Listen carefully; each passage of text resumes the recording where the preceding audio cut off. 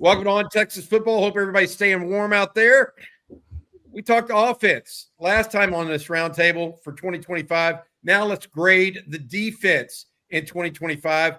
Let's start with the defensive tackles.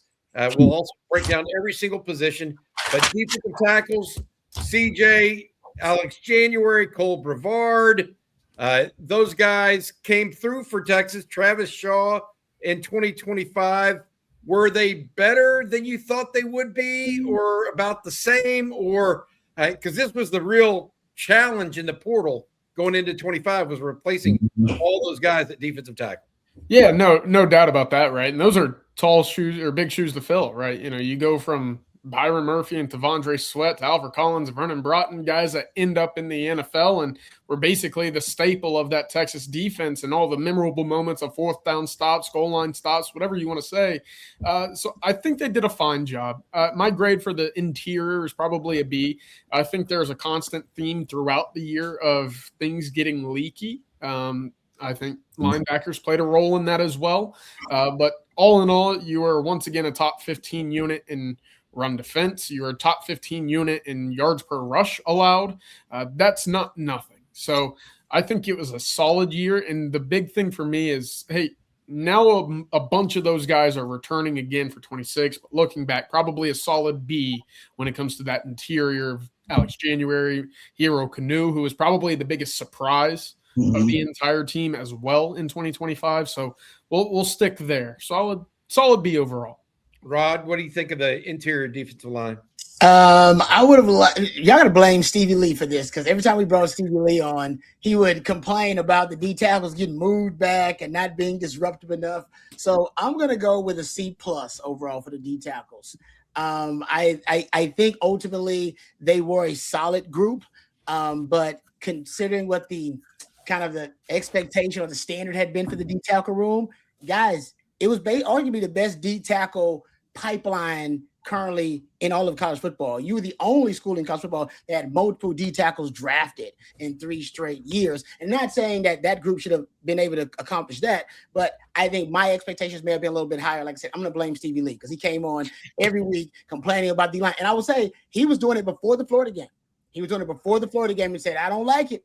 I remember CJ, you were on. He was like, I don't like it. They're way too leaky. They get moved back too much. And then the Florida game happened. I'm like, what the heck? So that's why I'm going C+ for that group. I do like that group right now. But I think ultimately I wanted more disruption. Yeah. And you know what? Murad Watson, who they got in the transfer portal, was expected to be a big piece of it. He was injured most of the year too. And there's a little bit of that going on. But to y'all's point, I'm agreeing with y'all's grade right now. Jerry, what do you think? I'm actually going to disagree with Stevie, but I love Stevie. I'm going B+. They gave up less rushing yards per game this year than last year. Yeah, good point. I mean, by 6 yards a game. So I think they probably did their job really well in what they were asked to do. 6 sacks as an interior defensive line unit as well. Maybe not as the wow plays that Alfred Collins had, or even when Vernon Broughton made those. But I think they are actually better against the run as an interior D-line group than last year. And so, look, it's hard for me to grade them down when the team gave up less yards per game rushing in the SEC than a year ago. So I'm going B+. All right, Marcus? Yeah, I'm not as high as Jerry, but I'm in the range. I went B-. I felt like they played, really well at different points of the year. And you had a guy in Hero Canoe that I don't know if any of us would have projected him to have the kind of year that he had in terms of being the one to full on lead that room. He led them in tackles for loss. I think he had 4 as well as tackles. And I think by and large, they held up pretty well at the point of attack. Would have liked it to be much more disruptive. So I certainly agree with that sentiment.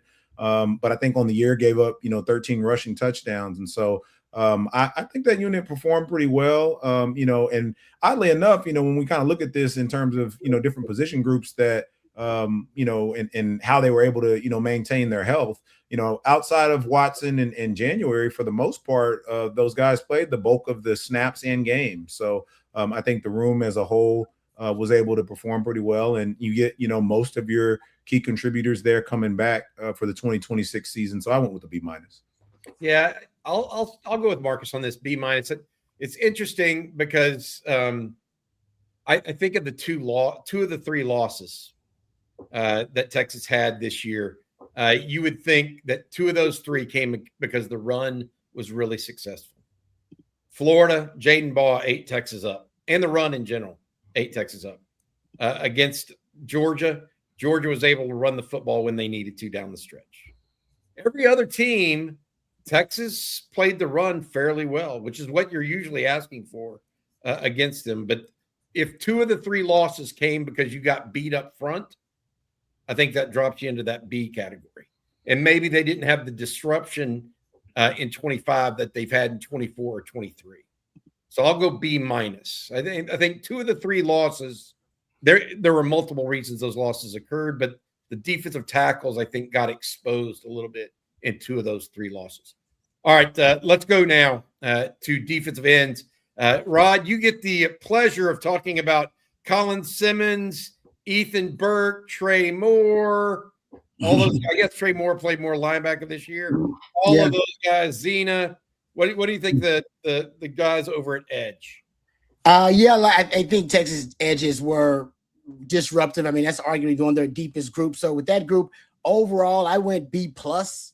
With that group overall, I thought I would have wanted someone else to step up opposite Colin Simmons and take advantage of how dominant he could have been. But they still, made a lot of havoc plays. I thought Ethan Burke had a really good season as well. I loved what I did. I like the young Lance Jackson. Ultimately, the only thing that kept him from getting an A from me is I would have wanted another perennial pass rusher to step up with that group. But I liked everything I saw from those guys. So I went B plus. Yep. Jerry, what about you, man? Yeah, so I'm with Rod. I think it would have been an A minus if Colin Simmons didn't spend a third of the season in pass coverage. What? I think he would have had 16, 17 sacks if he hadn't been dropping back, covering moms in the stands sometimes. That's why they're not an A. Colin Simmons played at an A level when he actually rushed the passer, an A plus level. He was a super disruptive force and one of the best defensive players in America. We just didn't see him in that role enough. Ethan Burke had big games. He had his best game ever against A&M. Boy, he liked playing A&M. And I think the other thing was I expected more out of Brad Spence this year. I think, did he get those opportunities? I think the D-line at the edge room would have been better if Trey Moore was used as a pass rusher more. I agree. At the edge position. So I'm going B plus on this group, but I do want to make sure it's known that I think this group would have been an A if Colin Simmons had been a pass rushing force this season more than he was used in that way. He was a force. He had 12 sacks, led the Marcus. Your thoughts? I'm with Jerry, so you're gonna yell at me too, Bobby. I would say B plus. They dropped Micah Parsons into coverage at times. They probably shouldn't. And they probably shouldn't. I think what it boils down to is, and again, it's not an indictment of Colin, so I want to be extremely clear on that. I just think you get your best guys moving forward. Rod has the line that Muschamp likes to use. Like it to me, it would make a lot more sense. I know he isn't part of that room, but why aren't you using Anthony Hill a little bit more off of the edge? And so I think there were ways that they could have been that much better. I don't know what they finished at, but I know there was a period through 12 games where they were up there in the country in sacks, right? So, they found a way, as a defensive unit. I just think there was an opportunity for them to have been at an even higher level. And so that's where I would put it, more on the scheme and how they were deployed than the players. But you're right. Colin was an absolute monster when he was, put in a position to do that. I think the other thing that maybe keeps him a bit from the A is just a few untimely penalties in really key moments in some big games. That's fair, especially against Georgia. What about you, CJ? Yeah, again, I think a solid B for me. Jerry, you mentioned, Trey Moore. I would have loved to have continued to see him off the edge. I have numbers from 2024 in his final 7 games as a pure pass rusher, 6.5 sacks, 10 tackles for loss, 3 forced fumbles. That's a guy that figured it out against SEC caliber competition. And his pass rushing snaps were basically cut to about a third of what we saw in 2024. So I would have loved to have seen more of him. I did think Ethan Burke grew as the season continued. I think Zena has a very bright future as well. But for me, they were still kind of, okay, if it's not Colin getting the pressure off the edge, do you get consistent amounts of pressure or game-wrecking pressure? Is hit or miss at times. So probably a B for me. Yeah, I would have hate to have been one of y'all's students. You lead the league. You lead the league in sacks at 12, and you're going to give me a B. Come on, was hurt a little bit early this year. Played through some injury that wasn't really revealed to folks at the time. I'm an A, and I'm a solid A. I'm not even an A minus. So I think it was the strength of the defense. I think Colin Simmons is one of the best 10 players in college football, and if y'all can't see that, then y'all need to open your eyes. All right, Jerry, you get to go next. Linebacker, Anthony Hill, Anthony Smith, Leo. Oh boy! Wow. What were your thoughts there? I'm grading down because I think Anthony Hill was misused. Anthony Hill should have been a 10-sack player after 8.5 in year 2, and his production went down in year 3, and I think it's because he wasn't used properly. And I think that's why we're saying hello, Will Muschamp. Coach Boom's back, and our intro has him punching whiteboards. Anthony Hill, I mean, look, I know they were trying to help him be a more well-rounded linebacker. That didn't make Texas a better defense, though. And at the end of the day, that's what I look at.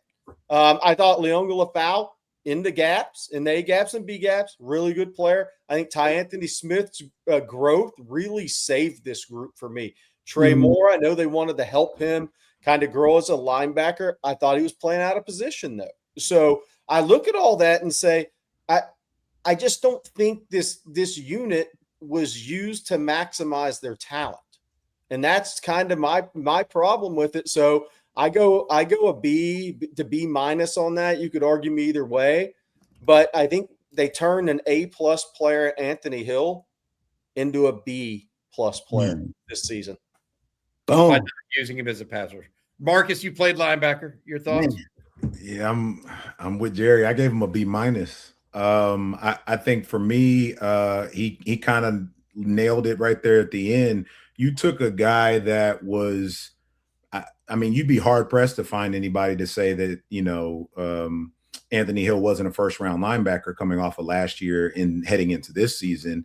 And now he's likely not going to be, on a lot of guys' boards. He's probably the 4th linebacker to come off now. And I think he had a chance to, play differently. And I think, certainly the injury there at the end didn't, help. And maybe if they were in the playoff, then, he pushes to come back. Right. But I think, again, Jerry pointed out the way in which Anthony Smith played. And I think that bodes really well going, into this next season, especially when you line them up next to a Rasheem Biles and in a Will Muschamp defense. That being said, I think they were caught in some situations where they were less athletic at that position they would have liked to be.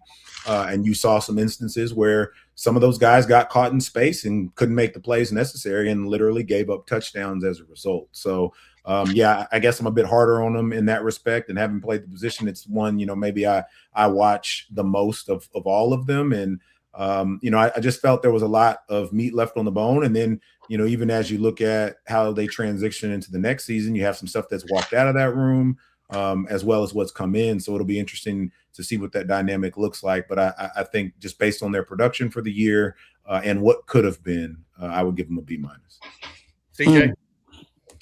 Yeah, probably a B- for me. Again, I felt like a lot of the angles that were taken at times to corral the run weren't accurate, or at least not the most efficient routes there early in the season.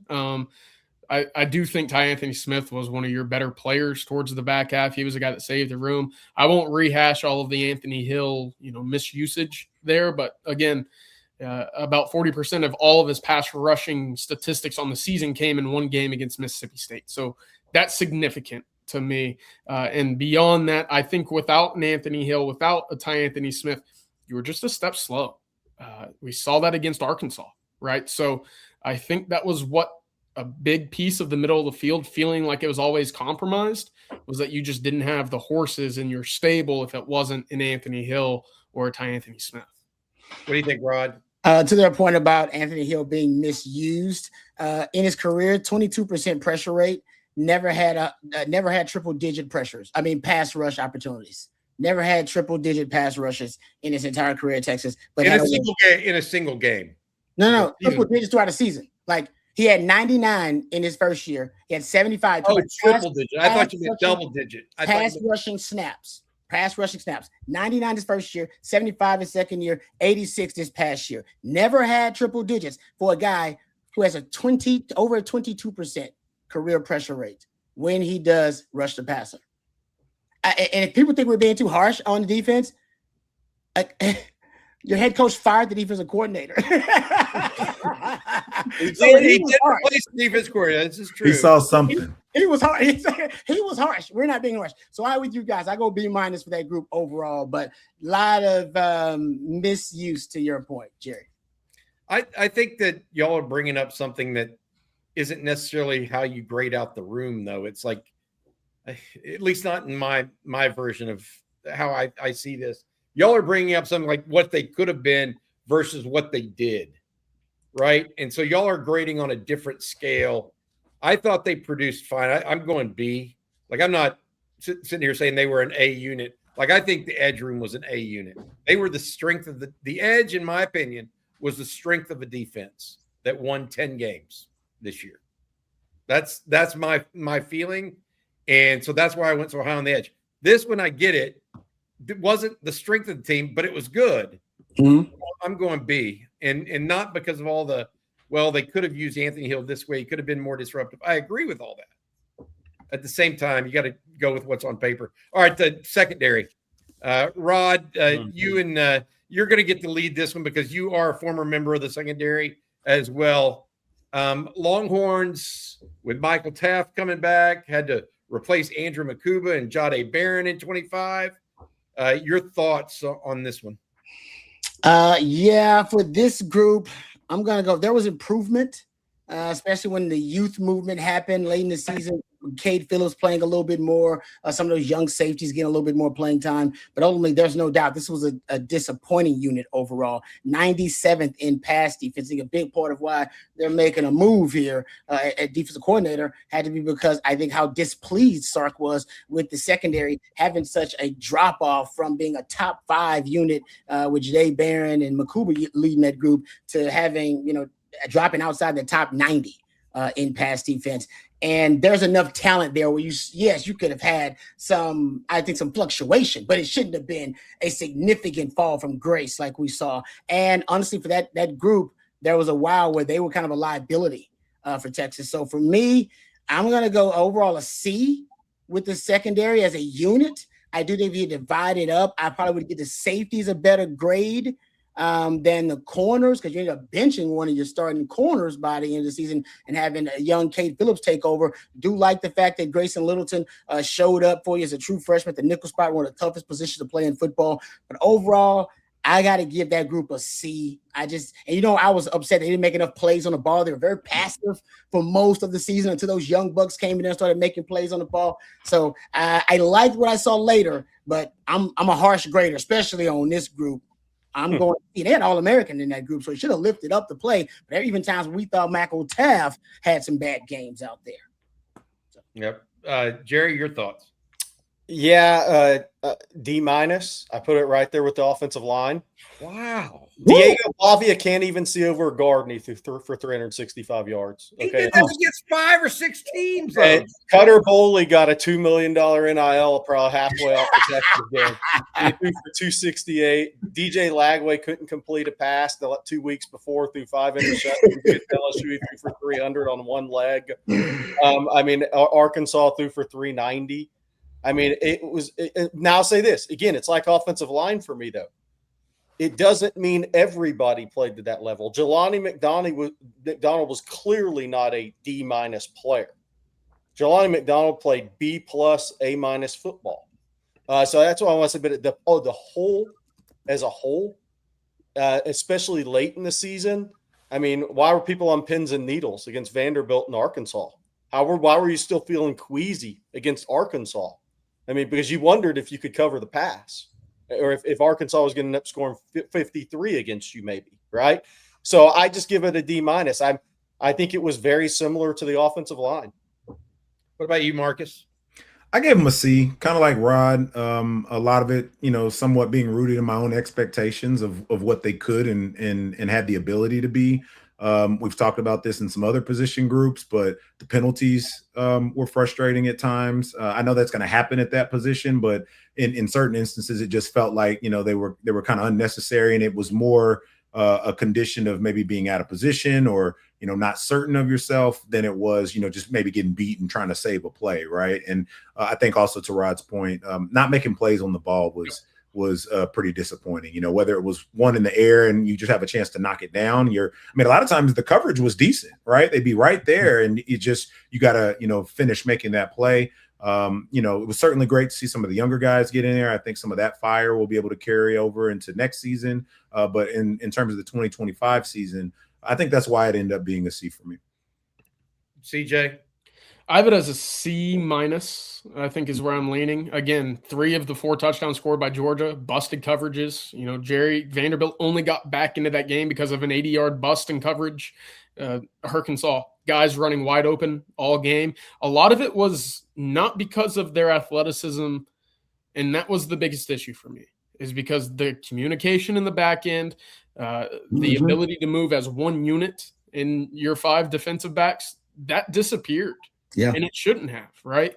On top of that, plays on the football, you shouldn't be led by 2 freshmen who sparingly played. Well, for Cade Phillips, he sparingly played, right? Towards the back end of the season, we saw him more, but both Cade Phillips and Grayson Littleton led your team in pass breakups. You're telling me they're the only ones that can make plays on the football? So that was the frustration for me. But Jerry, I like what you said. Look, Jelani's a stud, right? Cade Phillips, Grayson Littleton, we think these guys are studs. Malik Muhammad, I think will have a successful career, but altogether, the unit in its entirety, it just didn't live up to what we thought expectations could be, especially after what we did see in 2024. Rod is going to have the highest grade of the DBs. I know that was big. He's a homer over there. I matched him. You went C-, I thought, Marcus. Did you? No, just C. Just a C. Okay. I'm about to go out in the backyard and do a back pedal and send it to Rod. He's going to give me an A. I'm not gonna you're not gonna make convincing arguments. Maybe I should lean C- on this thing. All right. I'm going C. C- on the secondary, mostly because of what CJ said. I just didn't feel like they played as a unit very well all season. Maybe because of injuries at times, whether it was to Taff or Jelani McDonald, or even at corner with Jalen Gilbo. But it never felt connected, I guess, especially coming off a year in 2024 where they were ultra connected, right? You could really see the difference between the 2 secondaries. All right. Defense overall, A, B, C, D, F. I'm going with a B-. Again, I want to say this. I'll lead here. They won 10 games. Yeah. No defense is perfect. And I know that the numbers aren't going to look good, but you don't win 10 games by being a below average defense or an average defense. It just doesn't happen. So I'm going to go B-. What do you got, CJ?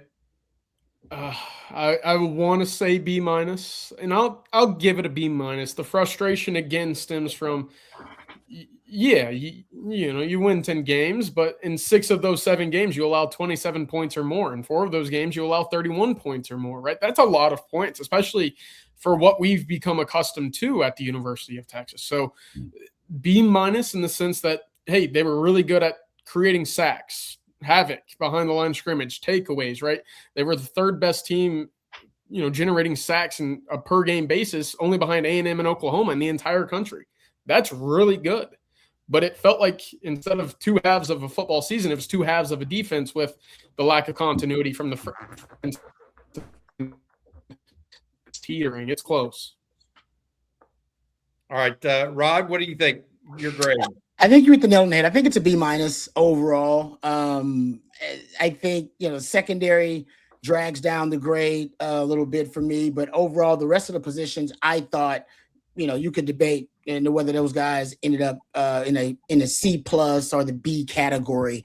But the secondary, that's the group that underachieves. So I think B minus is fair for that group. I mean, they ended up, top 10 in sacks overall. So they did have some elite aspects. But y'all want to make them, y'all graded the edges a B. What are you talking about? I know, but Bobby, the head coach fired, sacks. The head coach fired the DC. What you want from me? You can't get mad at me for being critical of the D when the head coach fired the DC. We're grading them too high. The guy got fired. What do you think, Jerry Hamilton? I'm going B minus as well for the defense as a whole. Look, Texas finished 27th in total defense. So on the surface, not bad. That was 56 yards more given up per game this year than last year, while giving up less rush yards than a year ago. So that tells you how far the secondary fell off. Yeah. But they gave up 339 yards this year versus 284 a year ago. That's a pretty significant change in 1 year of football. When you had a number of starters back and some of your best players back, and giving up less rush yards per game. So I'm going B minus. And another reason I'm going B minus is for the same reason on the offensive side. If you'd have made the college football playoffs and I said you got to go score 30 points 3 games in a row to hoist a trophy, I don't think they could have done it. And I'm going to say the same thing about defense. If you had to give up 21 or less in 3 straight games to win a national championship, they could not have done it. I don't think they could wear a national championship team on either side of the ball at the end of the day. Okay. Marcus? I think the bail I'm going to shoot them and giving them a B and not a B minus is because I think the offensive hung them out to dry a number of times. That's good. Yeah. I think if you have some cohesion and a level of any semblance of a running game where you can stick with it a bit more consistently, maybe that defense isn't on the field as much. And, some of those, cracks in the dam, if you will, never appear. The Georgia game got out of hand because I think, the offense couldn't stay on the field long enough. And before you looked up, the defense had been out there for forever. And it just kind of snowballed and got away from them. So, I don't think the sum of my parts, get you to a B in that respect. But when I factor in that complementary aspect of football that we sometimes talk about, that was nowhere to be found to kind of help the defense out. At certain times, I completely agree. That's a good point, Marcus. All right, special teams. We got 1 quick minute. A, B. I went B on special teams. There were times where special teams won games for Texas. Mm-hmm. I mean, how many times have we said that in our? Not often. There was a time when maybe special teams lost a game or at least took you out of it with Georgia, right? And what they did. Your thoughts on special teams, Mason Shipley, Jack Boomeister. I went B on this group this year. Could have been B plus. Mm-hmm. Should have been B plus. Should have been B plus.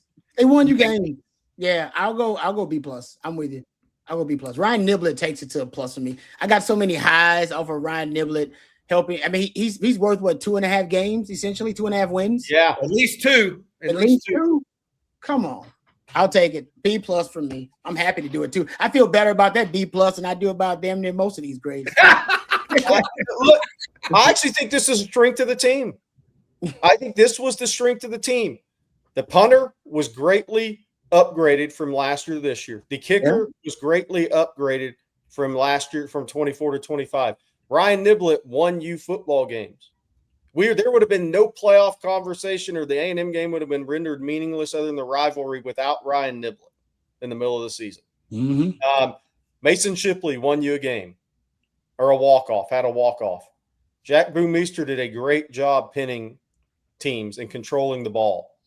The penalties on special teams keeps it from being an A plus for me. I'm giving it a solid A because I think they helped you win games and they actually changed momentum of games. And that helped get you to 9-3 because your offensive defense, what we just talked about, wasn't going to get you to 9-3 without some kickers coming through, some big returns. Mm-hmm. Marcus? Fair. Yeah, I have him a B. And I think largely, again, because, you had the play from Ryan Niblett. And just think about where we were early in the season. It was like, man, can this guy even field a punt? Yeah. Right? there was frustration around that. And to turn things the way in which he did, I agree, Jerry. The punt and punt coverage team was really solid. And it's just really the penalties that kind of held them back from an A for me. But I think it was a solid team. I'd be interested to see, if we get back to a little bit of maybe blocking some punts, that would be nice. But when you have a weapon back there like Ryan Niblett, I understand kind of the way that they went with it. So I give him a B. CJ? It's a B, but it's a very frustrating B for me. Because I think what we've talked about, and certainly deserving with Ryan Niblett and those 3 punts. Jerry, you mentioned the walk-off kick as well. That's great, but that's probably 4 of the hundreds of snaps that we saw, right? And don't get me wrong, they're huge. They're outcome-deciding plays, but at no point did I feel like, hey, that was any more likely than a block in the back to put Texas inside their own 5 or 10 again, and that's what we've become accustomed to. So, yeah, it's held up by those 3 or 4 plays for me. That's the B. Otherwise, look, it's a lot more frustration, a lot more undisciplined. And, again, I think that's kind of been a recurring theme throughout the entire season is there was more to be on the table than what we saw out of special teams at times. I think that's fair. I mean, I think there was that's why I went B+ is the inconsistency, right? Not because it was great all the time. Right. But man, I will say this. I was expecting good things from Ryan Niblett as the season wore on a little bit more. CJ, just to give you a sense, like I was saying, hey, he's got a chance. Let's see him return this. I was feeling that a little bit, even though there may have been a block in the back that negated it eventually. I want to add this, that after last year and the struggles from the right hash and big kicks for Bert Auburn, Mason Shipley was 20 of 24 this year. Yeah. 20 of 24, 83.3% was perfect from inside, from 30 to 39, perfect from 40 to 49.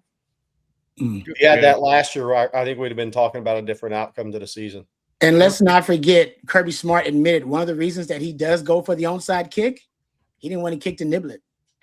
Yeah. He said it. He's like, yeah, I don't know if I want to kick to that guy. That seems unnecessary. So onside kick, baby. Don't give me Ethan Burke blocked field goals as well. Ethan Burke blocked field goal was good. That's a good one. Oh, that was a really good one. A big one too early against A&M. All right, that's going to do it for this episode of On Texas Football. Thank you guys for tuning in, breaking down the 2025 team, grading it a little bit. For CJ Vogel, Rod Babers, Jerry Hamilton, and Marcus Myers, I'm Bobby Burton. You guys have a good one. Hook 'em horns. Stay warm, guys. Welcome.